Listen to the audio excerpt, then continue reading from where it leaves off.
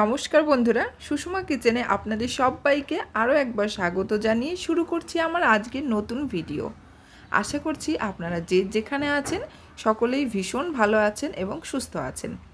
আজ আমি আপনাদের সাথে কাঁচা আমের প্লাস্টিক চাটনি করে দেখাবো। এটা একেবারে অনুষ্ঠান বাড়ির মতো করে আমি করছি।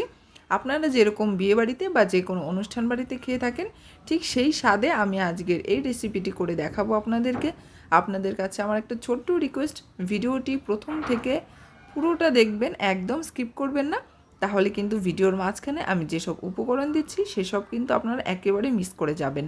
আর এই রেসিপিটি খেতে কিন্তু ভীষণই ভালো হয়, সকলেই পছন্দ করি আমরা এই আমের প্লাস্টিক চাটনি। তো দেখতে থাকুন আমি কী করে এই চাটনিটি বানাচ্ছি। তো আমের প্লাস্টিক চাটনির জন্য আমার এখানে লাগছে 2টো কাঁচা আম। আপনারা আপনাদের পরিমাণ মতো করে নেবেন। আর আমি ঠিক এভাবে করে পাতলা পাতলা করে কেটে নিয়েছি, আর কেটে খুব ভালো করে ধুয়ে নিয়েছি। আর এখানে আছে চিনি, এখানে প্রায় 250 গ্রাম মতো চিনি আছে। এখানে আমি নিয়েছি কিছুটা কাজু বাদাম, এখানে নিয়েছি কিছুটা কিশমিশ। এবার আমি গ্যাস অন করে দিচ্ছি। প্রথমে আমি কড়াই বসিয়ে দিয়েছি, আর কড়াইতে আমি প্রথমেই দিয়ে দিলাম চিনি। যতটা আমি চিনি দিয়েছি ঠিক ততটা পরিমাণে আমি জল দিয়ে দিচ্ছি। এখানে আমি প্রায় 1 বাটির মতো চিনি দিয়েছি, আপনারা দেখতে পেয়েছেন। আর এখানে 1 বাটি আমি জল দিয়ে দিয়েছি। চিনিটাকে ভালো করে নেড়েচেড়ে মিশিয়ে নেব জলের সাথে।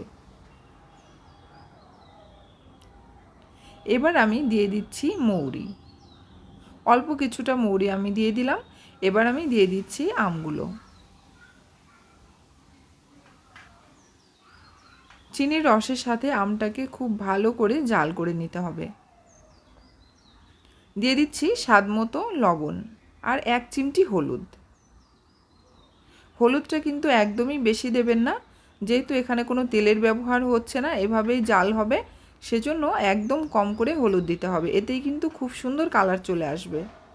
আপনারা যারা যারা এই রেসিপিটি জানেন না অবশ্যই আমার এই ভিডিওটা দেখতে থাকুন, আশা করছি আপনাদের সকলেরই ভীষণ ভালো লাগবে। তো এই পর্যায়ে আমি কাজু আর কিশমিশগুলো দিয়ে দিলাম।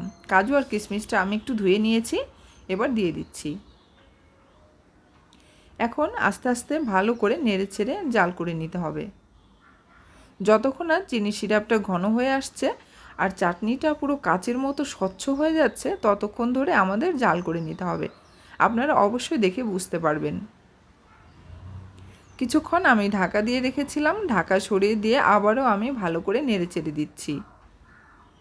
চাটনিটা আমি পুরোটা ঢাকা দিয়েই করব, তবে এখানে ঢাকা না দিলেও হয়, তবে ঢাকা দিলে আমটা একটু তাড়াতাড়ি সেদ্ধ হয়ে যাবে। আর আমটা কিন্তু একদম ভেঙে গলে যাবে না, যেহেতু এটা প্লাস্টিক চাটনি হচ্ছে। তো টেক্সচারটা কিন্তু ভীষণই সুন্দর হবে, আপনারা দেখে বুঝতে পারবেন। কখন চাটনিটা রেডি হয়ে যাবে সেটা কিন্তু আপনারা দেখেই বুঝতে পারবেন। তো এভাবে আমি কিন্তু বেশ কিছুক্ষণ ধরে আমি জাল করে নিচ্ছি, আর গ্যাসের ফ্লেমটা আমি মিডিয়ামে রেখেছি। আবারও আমি ঢাকা দিয়ে দিয়েছি। প্রায় 15 মিনিট ধরে আমি এভাবে ঢাকা দিয়ে জাল করে নিচ্ছি। একটুখানি আমি নেড়েচেড়ে দিচ্ছি। তো আমের প্লাস্টিক চাটনি কিন্তু আমার অনেকটাই রেডি হয়ে গেছে। দেখুন, আপনারা কিন্তু দেখে বুঝতে পারছেন চিনি সিরাপটা কিন্তু অনেকটা ঘন হয়ে এসছে, আর অনেকটা কিন্তু কমেও গেছে। আর চাটনিটা কিন্তু একেবারে কাচের মতো প্রায় স্বচ্ছ হয়ে আসছে। আপনাদেরকে চামচ দিয়ে আমি দেখাচ্ছি, দেখুন কতটা সুন্দর হয়েছে। ঠিক এরকমই কিন্তু হবে।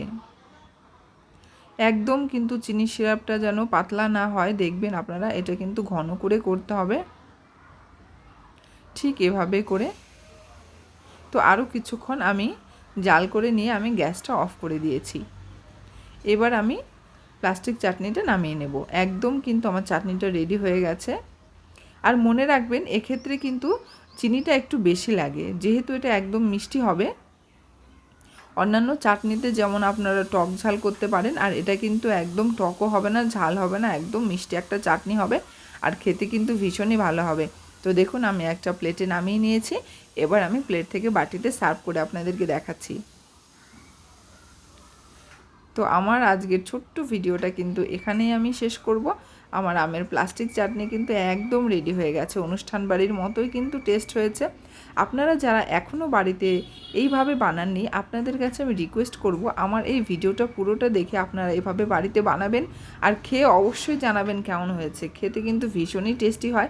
আপনারা হয়তো অনেকেই খেয়েছেন, কিন্তু যারা যারা খাননি তারা কিন্তু এখন কাঁচা আম থাকতে থাকতে অবশ্যই একবার বানিয়ে ফেলুন।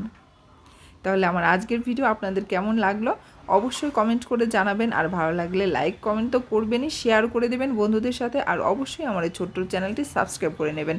আর যদি আপনারা ফেসবুক পেজ থেকে দেখে থাকেন তাহলে অবশ্যই পেজটিকে ফলো করে নেবেন। তাহলে আজকের ভিডিও আমি এখানে শেষ করছি, ফিরে আসছি আরেকটি নতুন ভিডিওতে। ততক্ষণ আপনারা ভালো থাকুন, সুস্থ থাকুন, নমস্কার।